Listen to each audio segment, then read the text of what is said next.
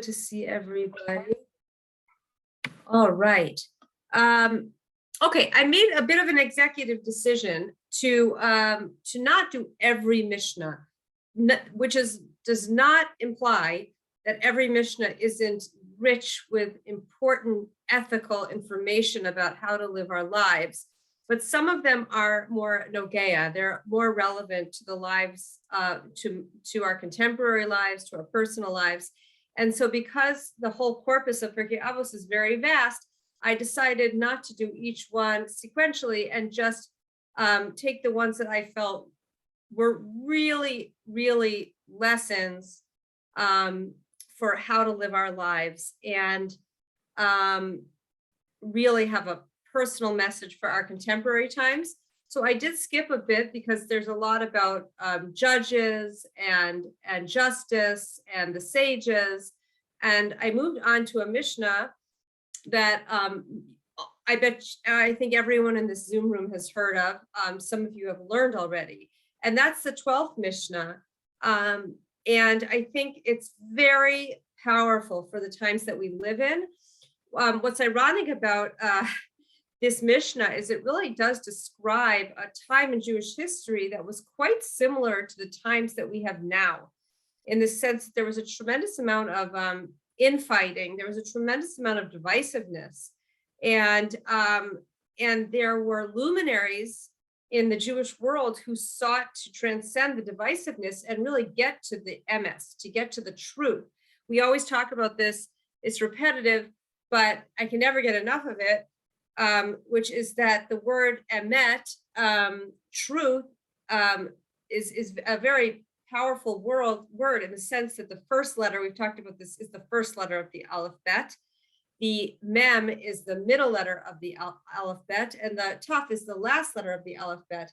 And each of them have two legs at the bottom of each letter, meaning to say that truth, what's really, really true, what God wants for people will endure, just like the word emet is in a state of total balance with the aleph and the mem in the middle and the taf at the end with two legs as on each of the letters. Aleph has two legs at the bottom, mem has two legs at the bottom, taf has two legs at the bottom, and that represents to us something very powerful, which is important to keep in our minds, which is that if something is really truthful, it's going to endure. It's going to withstand and transcend all the vicissitudes of our life, and it will last. Whereas falsehood will not last, and we learn that with how it's spelled.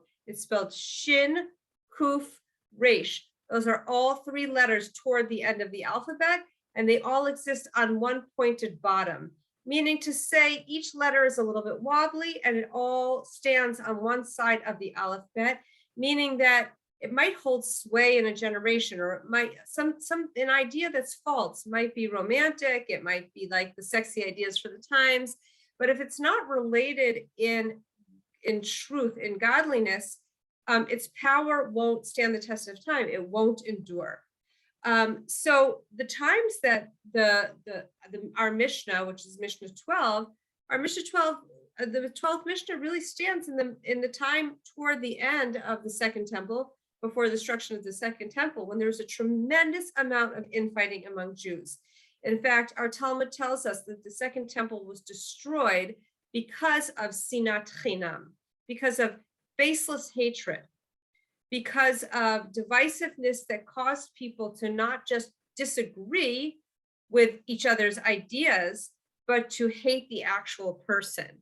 And I think that in and of itself is an incredibly important message for our times, which is no matter what disagreement, no matter how fundamental the disagreement you have with another person, that person is still B'Tselem Elohim, still created in the image of God, still worthy of respect and love, and you can take issue with the perspective, but not the person, which at this point is kind of like so basic for our sensibilities. We know that, we've heard that a million times, But in those days, it wasn't so clear. So what we're going is, in other words, there was tremendous hatred one of the other. And you see it here, you see it in America, you see it in Israel, you see where difference devolves into disgust and contempt and hatred for other people. So the some of the things that seem almost like common sense now were not necessarily common sense, and we really need to appreciate from where they came. What was the root of some of the ideas that we take for granted now? The idea of peace, of universal peace, of pursuing peace, of listening one to the other, of loving people unconditionally. These things that are sort of like, you can find them in self-help books today. They're rooted in somewhere. They're rooted really in our Torah. So I want to go to our Mishnah, to Mishnah 12. Julie, if you can share the screen. And a lot of you know this Mishnah. It's a very famous Mishnah. I'll read it in Hebrew. Hillel v'Shammai. Hillel and Shammai. We've all heard of them. Hillel v'Shammai kiblu mehem. They received the tradition from Avtalion and I'll tell you who the other one was, and Shmaya. Hillel says, Hillel Omer, Have mitalmidav shel Aaron. Be like, or be from, or be of the disciples of Aaron the high priest, Aaron HaKohen. Ohev shalom. Be a person who loves peace. V'rodef shalom. And pursues peace. Rodef is an interesting word. It's like pursues peace as the ultimate value. Loves all creatures.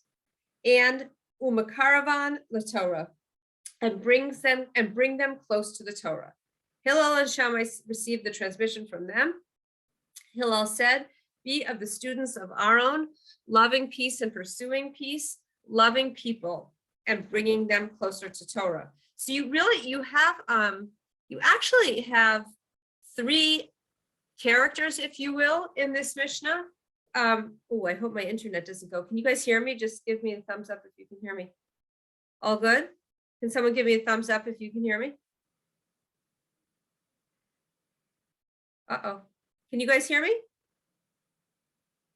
Yeah? I hope so.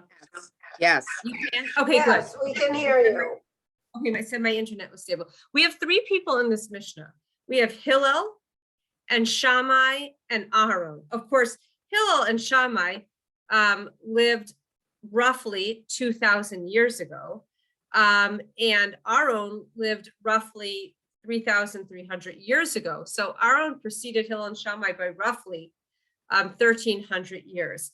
But Hillel and Shammai here, who are the preeminent pair, this is toward the end of the Second Temple, before the destruction of the Second Temple, they ask us to look at this one figure, this one person, and they're telling us, be like them. So we need to be like him. So we need to understand, well, who were Hillel and Shammai in the first place?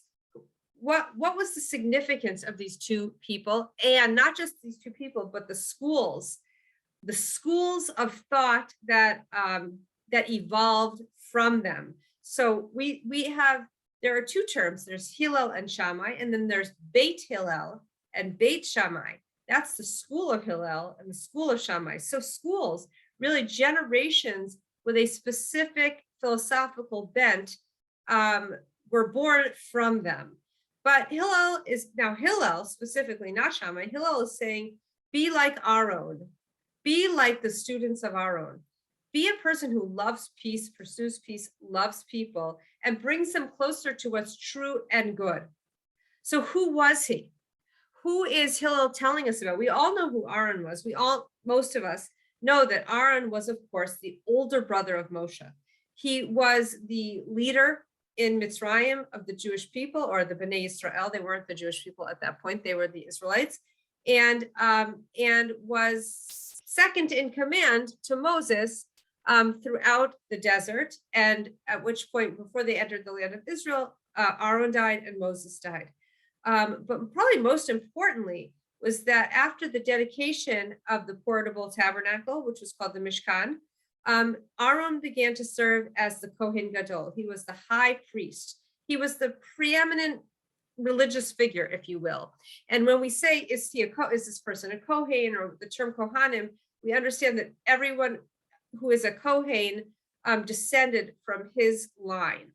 So he was obviously an extremely influential person in the basic creation of the Jewish people. When the Jewish people went from a family of the Hebrew family of Abraham and Isaac and Jacob, and then they ultimately received the Torah, and they became officially and legally the Jewish people, Aaron was at the helm. But the what I'd like to point out is Hillel. So we first pull out Hillel. Hillel and Shammai received the transmission from the same people, but Hillel and Shammai had very, very different ways of getting to the truth. And the reason I'm saying it like that is because this is so important for our generation, or every generation. They both wanted the same thing. It would be like if a husband and wife have very significant differences, but they both want a beautiful, connected, respectful marriage. They both want a beautiful marriage. So if the desire for a beautiful marriage is at the top of the pyramid, and that's their preeminent value, that's the first on the hierarchy of values, it's the preeminent value, then they will work out their differences with a beautiful marriage in mind. But if they're working out their differences, but they don't have the preeminent value of their marriage in mind, then all sorts of hurtfulness and pain and criticism and condemnation come into play, because they don't have an ultimate goal.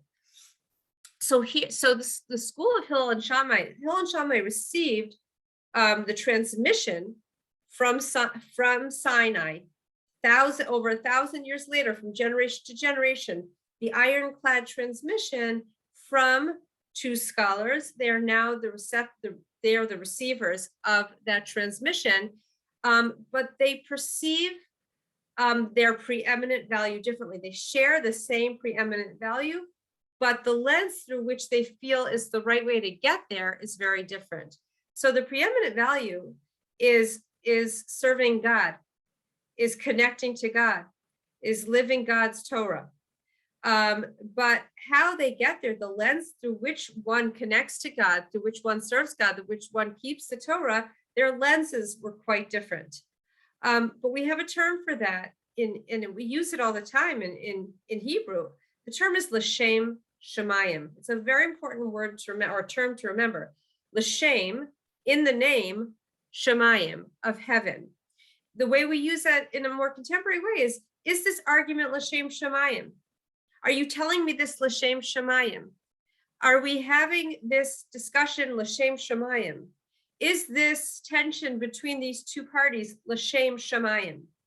What that means is, do they have the ultimate goal of serving Hashem, of upholding the Torah, of connecting to God? Is that the ultimate value? Or do they just want to get at each other? Or do they just want to fight? It makes all the difference in the world. And Hillel and Shammai represent machloket l'shem shamayim, argument or difference for the sake of heaven. We want the same thing. The question is, how do we perceive is the right way to get it? So Hillel, we're going to talk about Hillel soon after we talk about Aaron, but Hillel is much more, in our world, much more accepted. We uphold the school of Hillel much more. And Hillel's role model, if you will, was Aaron. So Aaron, I think what's important to talk about there's so much to talk about with him, but is this quality of Ohev Shalom for Rodev Shalom. And I want to make sure I say it exactly right. Ohev et habriut, to love people. It doesn't say Ohev et anashim. to love people. It says here, Ohev et habriut, love people because they're created. In other words, everybody who exists in this world exists for a purposeful reason. They are created and therefore deserving of utmost respect and love. And through loving them, through having peace within ourselves and therefore peace with other people, we will bring people closer to truth and true values. And so there are many, many stories in our tradition of Aaron. Here's a few of them, paraphrased. If Aaron knew of an Israelite who did not fully observe the Shabbat, Aaron would befriend him and visit him frequently. Soon the man would say to himself, when such a great personage as Aaron the Kohen Gadol is my friend, how can I violate the Shabbat? Out of sheer shame. Okay, now today shame has a bad name, but in Hebrew, shame, busha, is actually really a beautiful concept. We now talk in modern parlance, we talk about shame as like something that's unhealthy, like guilt would be I did bad, and shame is I am bad. But in and that's not good. But in Hebrew, busha does not mean I am bad. Busha is God, you created me. I have godliness within me, and I have incredible potential. And my behavior, what I did, what I said, was not emblematic of what you created me to be. And when I feel that I'm acting in a way that's disconnected from the godliness that you endowed with me, I feel busha. I feel shame. It's a beautiful quality. And if you don't have shame from a Jewish perspective, you are actually, the Talmud says it's questionable whether you're Jewish. I don't really know what that means, but that's from the Talmud. But the point I'm bringing out here is that shame is a critical quality, is an important quality in Judaism, as opposed to the way we think about it in modern terms, which is something inherently not good. So out of shame and regard for his friend, the man would repent and change his ways. Again, this is something that isn't so surprising in today's day and age, but he was revolutionary in his time. He was revolutionary in his time. It's funny, when I was at we spent Shabbos at Talia and Hillel's house near Tel Aviv, in Givat Shmuel, where they live, and they went to shul, and I didn't feel like going to synagogue, so I was home and just sitting around. So I looked in their bookshelf, and I found a classic book that most people have read, but I had never read, which was Dale Carnegie's How to Win Friends and Influence People. The famous first self-help book, but it was written in the 30s. I mean, the examples that he gives are examples from the 20s and 30s. It's actually really fascinating to read it. But that book took the world by storm, absolutely took the world by storm. And the things that Dale Carnegie brings up are things that we know now, which is nobody wants to be criticized. The way to talk to people is to understand what's interesting to them and meet them where they're at. All sorts of things. He has lists. He has chapter after chapter of ways that people want to connect to you, and ways that you can influence them positively, and ways that you can establish good energy with people and make things happen. But it took the world by storm. But so many of the things that Dale Carnegie brought up in that first self-help book, this was Aaron. He would never criticize. The minute that a person feels criticized, they shut down, go into defensive mode, and fight back to sort of manage the anxious feelings of being put down in the first place. It never, ever works. So Aaron would never say, you can't do that, it's not Shabbos. He would basically say, I care about you. I see you. You matter to me. And the other person would say, if he sees me, if he accepts me, if he loves me for who I am, then how could I possibly violate the Shabbat? again, out of busha, out of healthy shame. Like this behavior is beneath me. And he would repent and change his ways. So that's one story about Aaron. Here's another famous story. If Aaron would observe two people quarreling, he would afterwards approach one of them with the following. I just saw the other fellow beside himself with grief. He's sitting there saying it's all his fault, and how can he ever possibly face you again? Aaron then promptly went to the other fellow with the exact same story.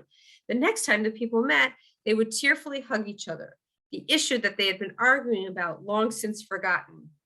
It's a famous story of Aaron HaKohen. He would tell one that the other really wanted to make up, that they felt terrible. He would tell the other the same thing too. Everything would melt each with it, because we know from our own experience, sometimes we just need the other person to say, I was wrong, I'm sorry, so he would almost precipitate that and create shalom. He was credited for saving relationships, for saving marriages. And it was all from love. It was all from high regard, from acceptance, and from positivity, which is a little bit common sense, but we mess this up all the time. Think about how often we have deep conversations about what we're not happy about and what's bothering us and this or that or the other thing. But ultimately, people respond to being noticed, loved, seen, heard, accepted. And from that place, he created positive change within the Israelite community. So this is who, oh, sorry, I'm trying to, oh, Julie, go down. This is who Hillel, 1300 years later, is telling us to be like. By the way, there were two people. You can't speak about Aaron without speaking about Moshe. So there was Aaron, there was Moshe. And obviously it goes without saying that they were both the preeminent leaders of the Jewish people. However, Moshe had seniority. He was chosen by Hashem to take the Jews out of Egypt and lead them through the desert up until the precipice of the land of Israel, and give them the Torah and teach them the Torah and make sure that they entered the land of Israel knowledgeable about the Torah and ready to be a wholly separate people for the rest of history. So that was Moshe's responsibility. But it is a very powerful thing to read in the Torah, the different reactions of the people when Aaron died, right before they entered the land of Israel, and then subsequently Moshe died. So when Aaron died, it said they bewailed him. They because he saw them and loved them and accepted them and tried to bring out the best in them, and never criticized them and didn't tell them what they were doing wrong, but kind of caught them doing right, because he was that kind of person. When he died, when the entire assembly saw that Aaron had perished, they wept for Aaron 30 days. We all know that 30 days are the days until the Shloshim. That's the 30-day period. There's a holy kind of segment of time. There's Shiva and then there's Shloshim. That's the 30 days. They wept the whole time. Who? Everybody.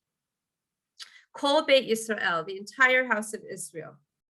And when Moses died, we hear something very different. The children of Israel bewailed Moshe in the plain of Moab for 30 days. Then the days of tearful mourning for Moses ended. So kind of what you gauge from that is that they mourn him al pidin, according to what you're supposed to do. They mourned him according to the laws of mourning, if you will. But with Aaron, they wept. It was an emotional outpouring. What was the difference? Because when you understand the difference of Aaron and Moshe, you're going to understand the difference of Hillel and Shammai, and you're also going to understand why you, in your own character, probably tend toward one of them more. But ultimately you need both. So Aaron was mourned by everybody. It does not say that with Moshe. Julie, go down, please. Why was Moses not as universally mourned? And the Yalkut says, Julie, if you, if you'll go to the, there you go, just a little more. That's right. Why not? Because he was tough on them. He was responsible for taking the Jews out of Egypt, bringing them into the desert, receiving the Torah, going back up and making the decision to break the first set of tablets, going back up and receiving the second set of tablets again, teaching the people Torah, ensuring that the Jewish people were understood what it meant to be a holy people, keeping very specific, very difficult, very separate laws from the rest of humanity for the rest of time. The imperative of being a judger, of being not so touchy-feely, was Moses. Moses was the judge. Moses was the teacher. Moses was the ensurer that the transmission would continue. And they played very, very different roles. Now, usually people remember you. We've quoted this Maya Angelou quote so many times, but I continue to love it, which is people really remember you for how you make them feel. And that really was the critical difference. People will forget what you said and people will forget what you did, but they won't forget how you made them feel. They will not forget how you made them feel. And we often forget that and don't make people feel so great. But the truth is that people only remember us in their hearts when we see them and we hear them and we listen to them and we accept them. And that's why the nation, they wept, all of them, in an almost like uncontrollable way for Aaron, and they had a more measured, almost like, if you will, like a legal mourning period for Moses, because Moses played a different role. But at the same time, did we need Moses? Yes. We wouldn't be here today. We wouldn't exist. There would be no Jewish people had there not been a Moses.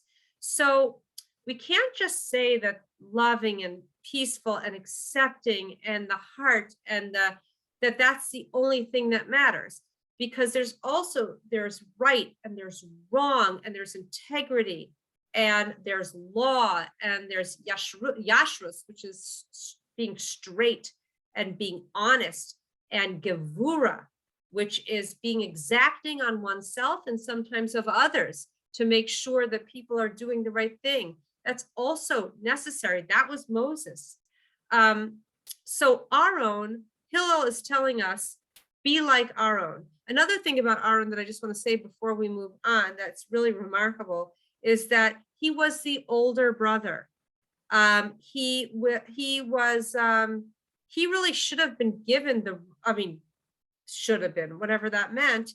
It would be the equivalent if parents said there's two siblings and parents said, you know what, we're leaving our will to Sally because we feel she deserves it, and we think you're okay without it. That's not really a good analogy, but the idea is there was who was going to receive the Torah from the mouth of God and bring it down and teach it to the Jewish people, ensuring the Jewish people would keep the Torah forevermore. It was his younger brother.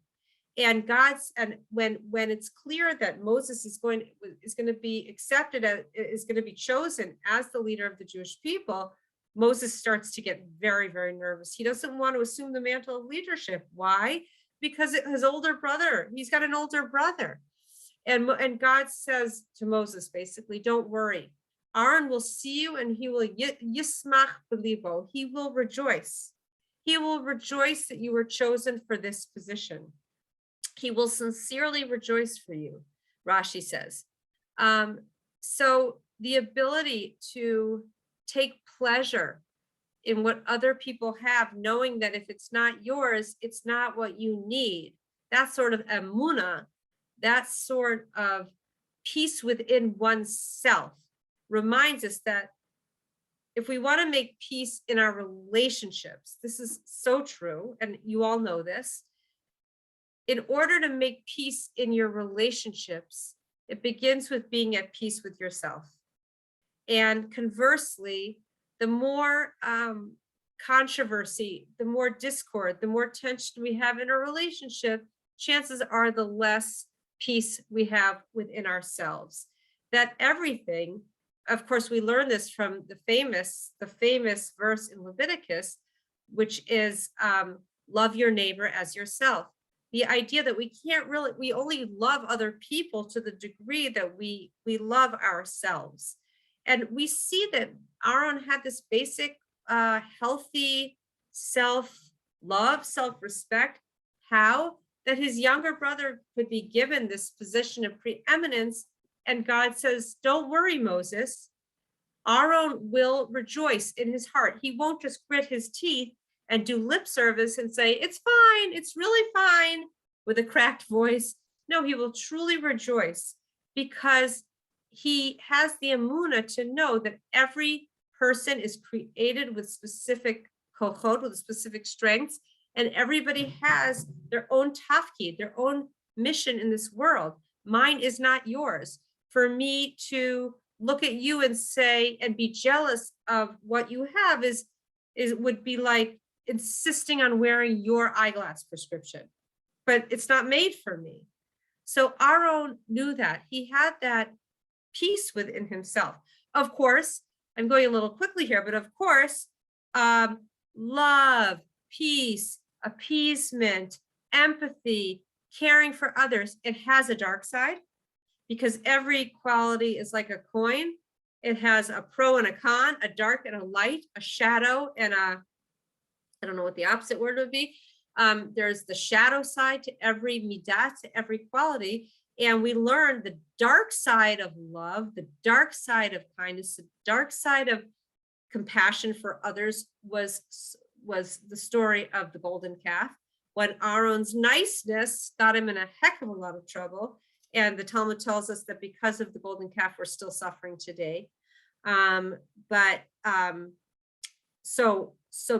Aaron was actually, I mean, it's a whole story that we don't have time to discuss, but the golden calf happened on his dime and he couldn't control the people.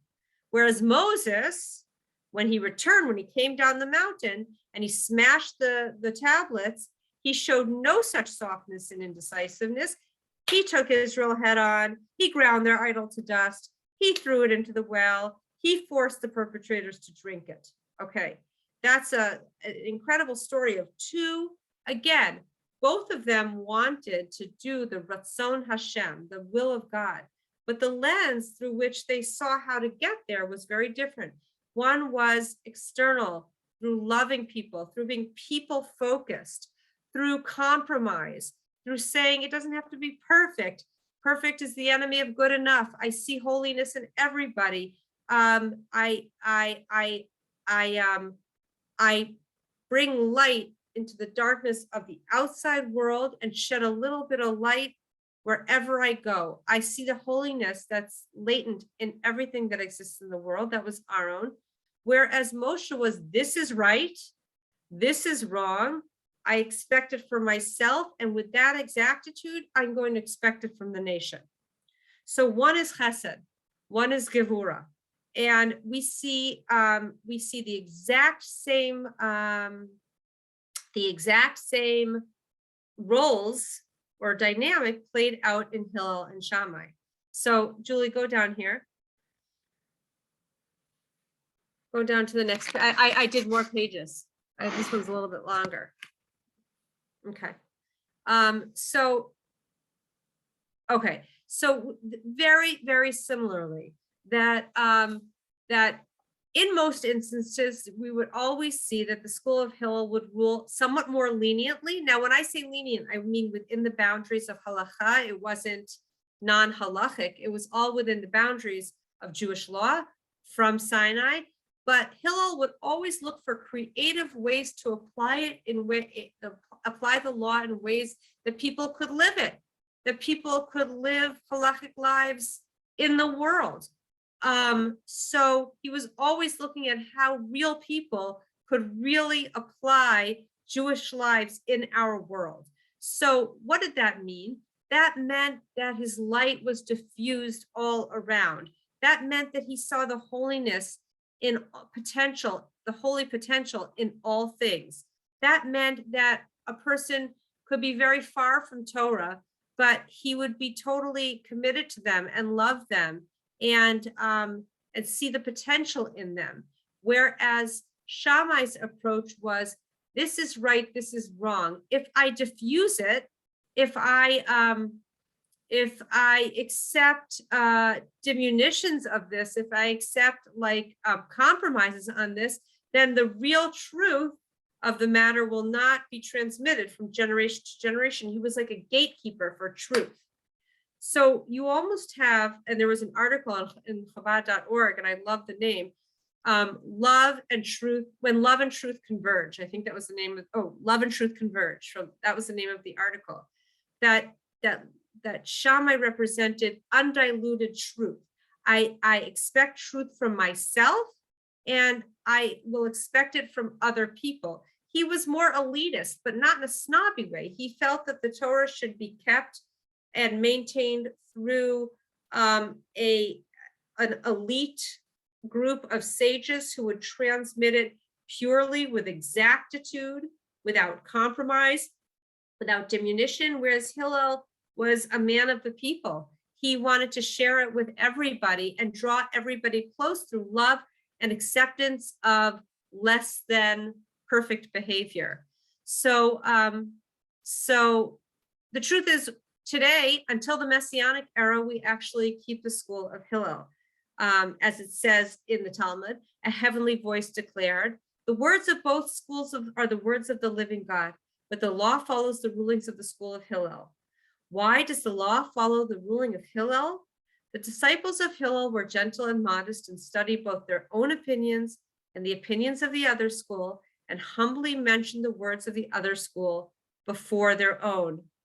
By the way, we also know this in modern psychology. We know this in modern parenting classes. If anyone took parenting classes, we know this if anyone took marital classes. If anyone goes to marital therapy, they'll learn a technique, but really it's just good communication, where when somebody says something, somebody says, I think this and this. And if you answer, well, I think this and this, then they're not going to change their mind. Have you ever changed anybody's mind in religion or politics or anything? I think this. Well, I think this. But if a person says, I think this, and the other person says, let me understand what you're saying.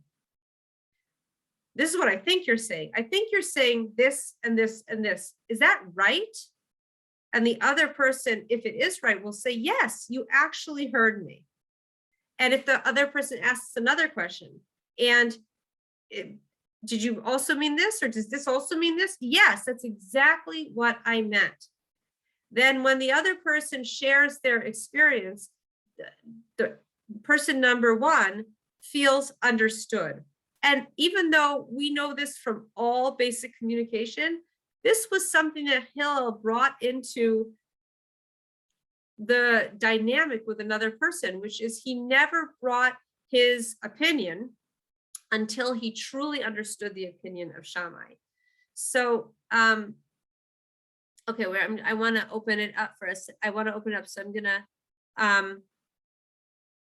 okay, so it is important to remember that there's a Beit Hillel, there's a Beit Shammai, meaning that that after the death of Hillel and Shammai, their schools lived on.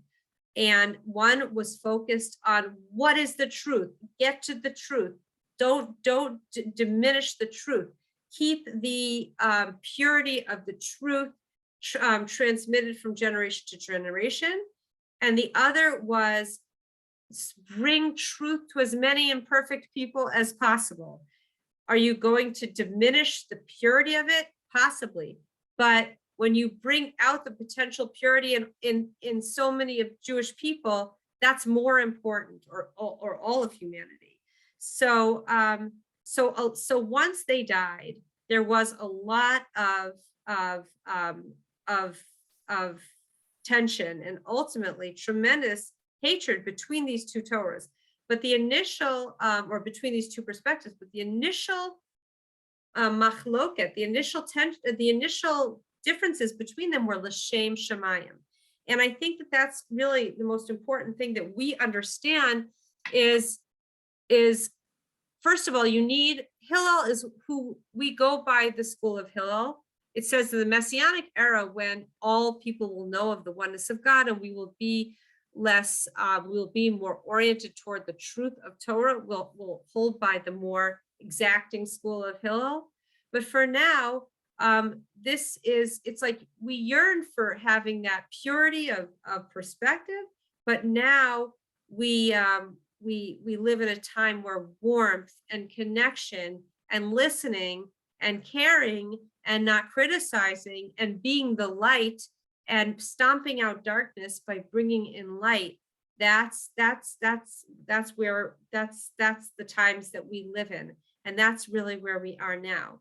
But we also, it's just important to also understand, and then I want to open up to the group, that some people are more Hillel-ish, and they love people, and they're connectors, and they're emotionally intelligent, and they're empaths, and they see, and other people are more Shammai-ish, and they're more motivated toward what's right and wrong.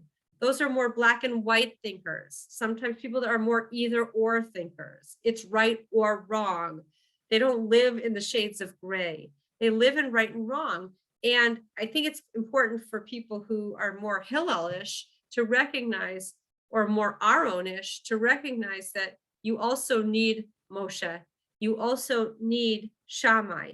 That there's almost like a healthy judgment, a healthy sense of right and wrong, what's good, what's not good. And Julie, just go to the bottom, and then I want to open it up to the group. I think there's a little bit more. Okay, that's it. Yeah. All right. So I'm going to skip that.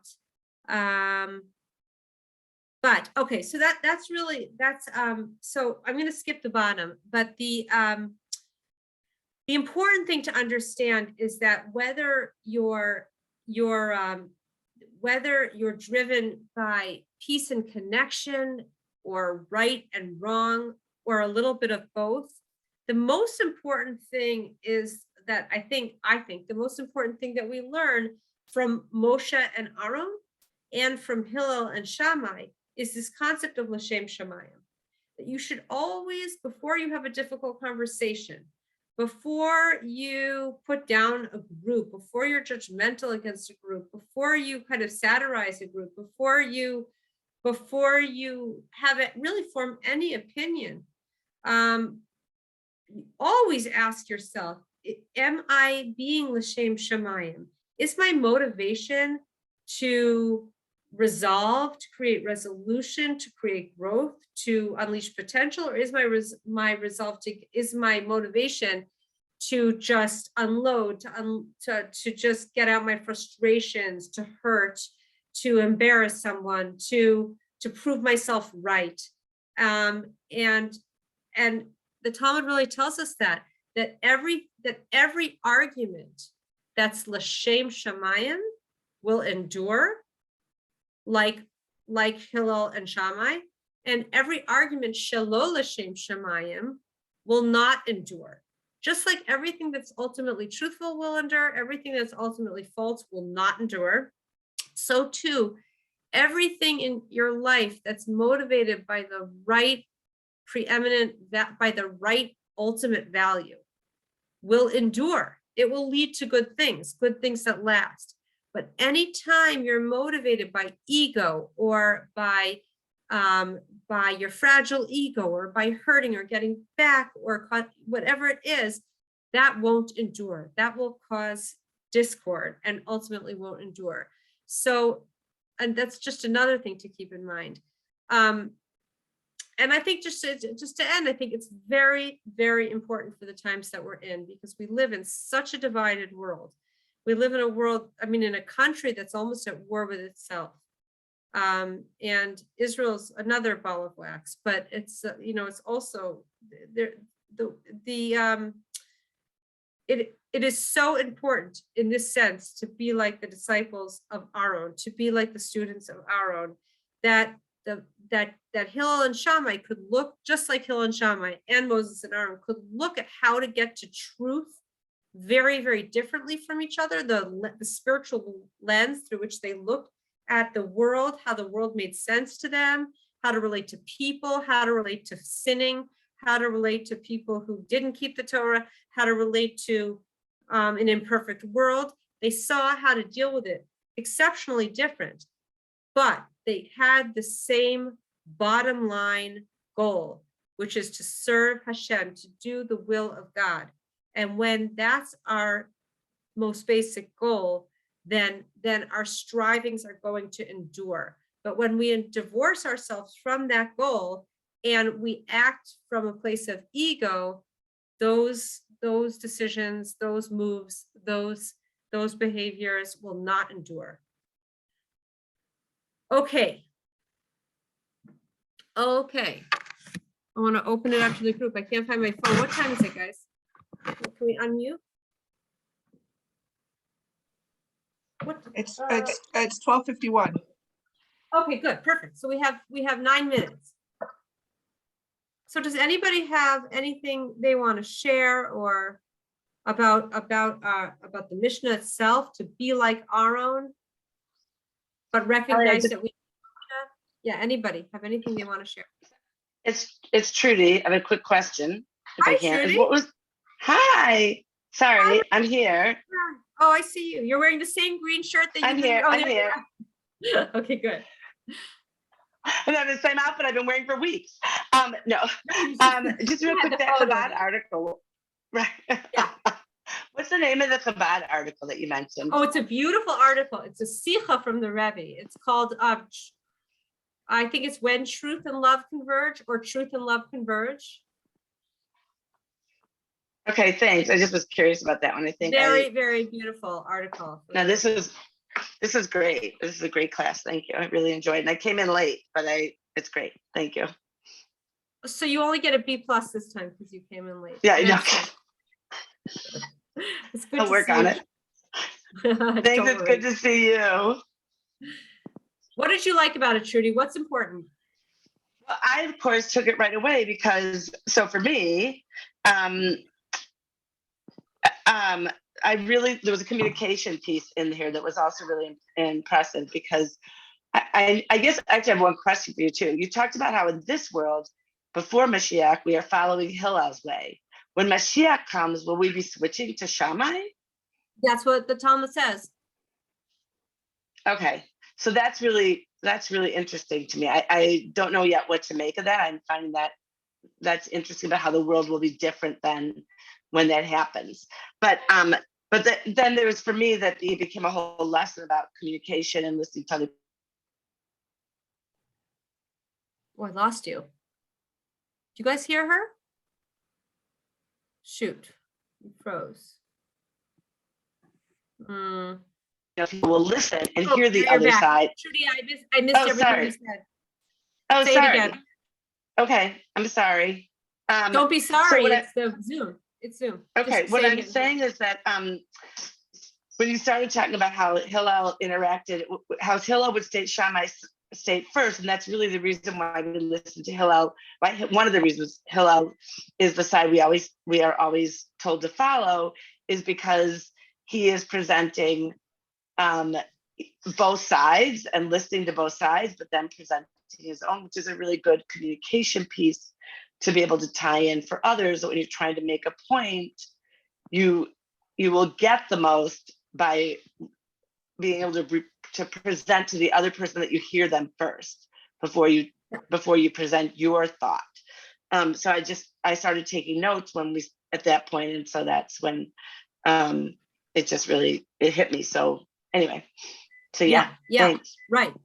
Absolutely. great. And even, and I didn't say this, but I think this is also what we learned from Hillel and Shammai, is that Hillel would always look for, it's so funny. When I was reading over Shabbos, I was reading the Dale Carnegie book. Is it Dale Carnegie? Yeah, Dale Carnegie. The Dale Carnegie book, the famous first self-help book. And he says, always look for what you have in common, not what's not, first you look for the more, Dale Carnegie was saying, look for the nobler cause. In other words, I think this about COVID. You think that about COVID. So I could say blah, blah, blah, blah, blah. And you could say, no. It's totally not true. Blah, blah, blah, blah, blah, right? But if you said to me, Allie, I hear your point. This is what I hear you saying. And I think and then not only do you truly hear what I'm saying, but you also say, we both want the world to be a healthy place for, maybe whatever it is. The point is, what Hillel would also do is he would tap into what Shammai was really trying to achieve. You want to keep the Torah in its beautiful, in its godly state, the way God gave it at Sinai. You want that transmitted. In other words, we tend to satirize the other side, whether it's in marriage or in politics. We tend to just be to almost that the other person is ridiculous. But when we understand the other person also has something good that they're trying to achieve, and looking for that sort of common striving that you both share, what unites you, as opposed to where you differ. Yet another thing that Aaron did, that which is, like you said, Trudy, which is why one of the reasons why we follow the school of Hillel in this stage of Jewish history.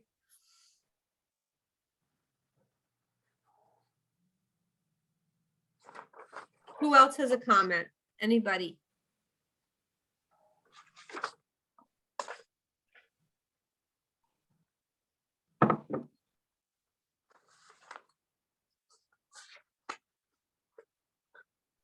Allie, I missed the beginning. At what times did Hillel and Shammai live at the same time? I missed the beginning when you gave the dates. Yeah. Hi, Did they- Carolyn. Yeah. Hi. So Hillel and Shammai lived at I said in the beginning, and it's so important to understand that it was very similar to the way it is now. This was toward the end of the Second Temple, before the destruction of the Second Temple. So we know that the Second Temple was destroyed because the Jewish people were factionalized. They were deeply divided. It was like, way worse than what we're seeing in our society. It was a ton of Lashon Hara. It was a lot of satirizing of the other side. They were deeply, deeply divided. And ultimately the temple was destroyed. And the schools of Hillel and Shammai went in different directions, because but Hillel and Shammai, who lived in the time of the Second Temple, their arguments were L'Shem Shemayim.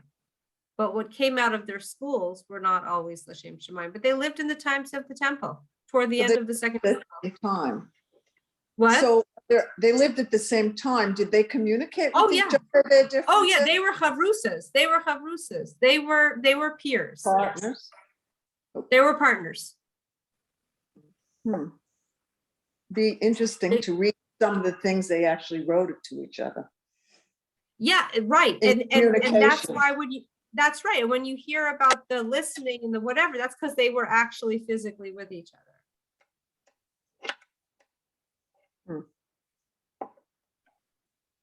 It's my understanding that after Mashiach comes, that the world will be much clearer and truth will be much more apparent. That's right. There will be much less gray area. And so that makes sense, because Shammai is very right and wrong, and Hillel, right. he has more innuendos. So maybe that's why Shammai will prevail. That's right. I think that's exactly what the Talmud, that's exactly what we learn in Judaism, that people will want to know that they'll want knowledge of God. We'll be in a different place, like Susie said, and we'll be truth seekers. So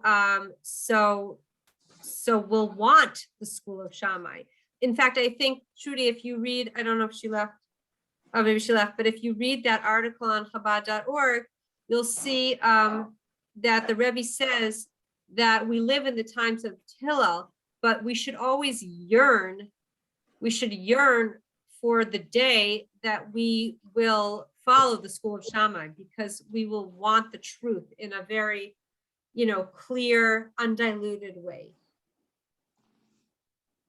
Bye, Adrian.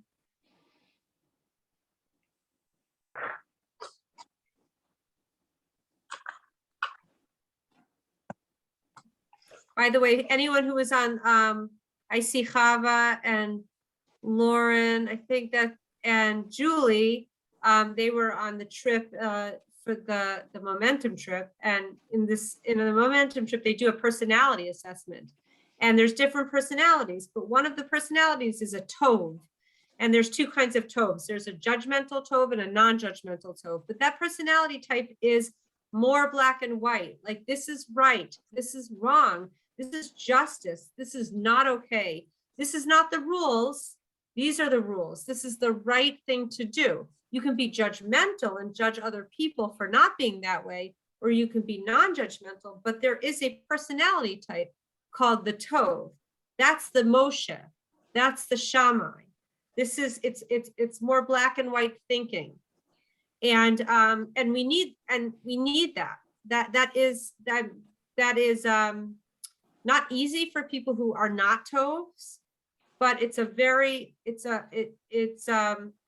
we can see why that kind of personality type is essential. That's sort of more black and white thinking of what's right and what's wrong. What's the rule, what's not the rule.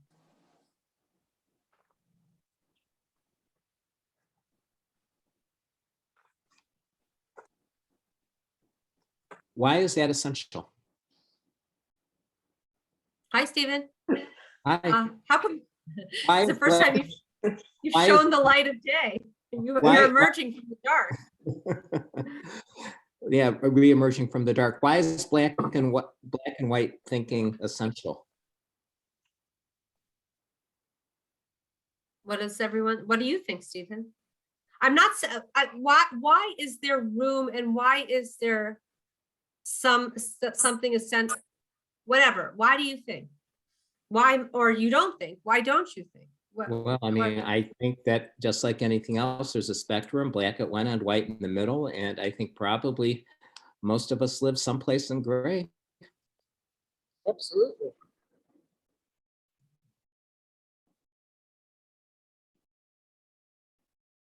And with black and white thinking only, there's no compromise, and without compromise, there's no forward movement.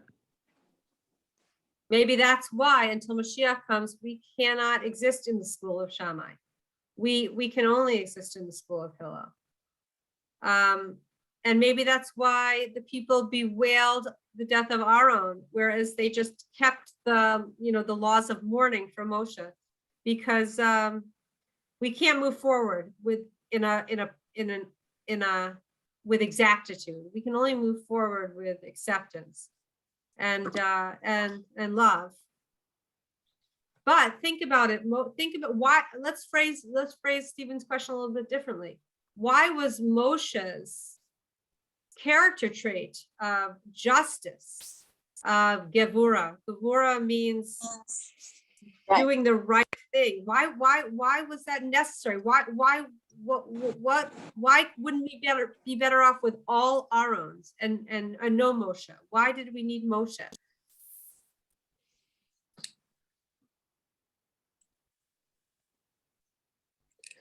Well, that I wasn't questioning. What I was questioning was when you said black and white thinking is essential. That's what I was questioning. I understand that there's a balance. Maybe it's not black and white thinking. Maybe I use that word. I didn't see that in anything that I read or learned. I saw other ways to describe it. Maybe that's not the right terminology. But doesn't it depend on what the issue is? I mean, there are some things that are black and white, the 10 Commandments and, just Right. prosaic things. And there are other things where there's a big spectrum for interpretation. Right. So if we want to uphold truth, then we can't only be in the touchy-feely zone.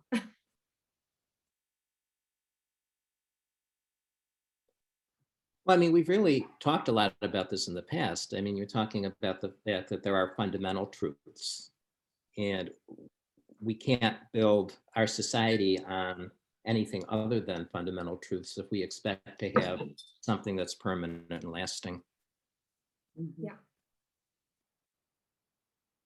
Allie, I also think that to start off with stronger limitation, a real clear, definitive right and wrong, if you will, yes and no, and all that. I mean, we're humans, so maybe when God created this and Hashem created this and made these, that, or the interpretation, because I guess I'm saying half sentences here. What I'm trying to say is, as human nature goes, if we don't start with really understandable, firm parameters, there could be a lot of chaos, right? I mean, people will go this side and down the middle, all over the place, where at least start with the rule of law, right? And see, I don't know, does that make any sense? Like, I'm sorry, I'm saying like half sentences. Yes, right. Okay. No, you're making a very important point. Now, the problem is, Donna, that our concept in modern times of what is non-negotiable, what is firm, what is basic justice might be differing at this point. Mm-hmm. It's different. And that might be problematic, that we're not necessarily defending the same absolute I think you're absolutely right, Don. I mean, everyone has opinions on this too, not just me. I don't know if people have the same concept of what valuables are inalienable and what values are absolute. That's at true. this point. That's true. Or how they manifest themselves in today's world. And that gives you also a lot of appreciation for maintaining the integrity of our Torah. That when it gets diluted and almost like brought down to the people to the point where it diverges from its original intent, then we're losing our concept of what is absolutely right and wrong. I mean, it gives you a little bit more of an understanding of maybe cultures that seem a little bit alien in our world today, but the idea that of conserving, of preserving what is, and not letting like the waves of different ideas pull us away from absolute values. I mean, you can see where this gets there's tension with these ideas in modern society, what those values are and how they need to be upheld. It's not what you're saying, Don, is true, but it's complex in our society. I see that thing. Yeah. Okay, everybody, I want to honor everybody's time. But at the end of the day, we're told to be like Aaron. So give it a go this week, and we'll report back next week on what it means to pursue peace, to love people, and bring people close to good things through love, through love and respect. So thanks, everybody. Allie, we love and respect you. Thanks for. Yes, we do. I respect you right back. Very, very much. Love you guys. Have a good week, everybody. Bye, everyone. Thank you. Bye-bye. Thank you.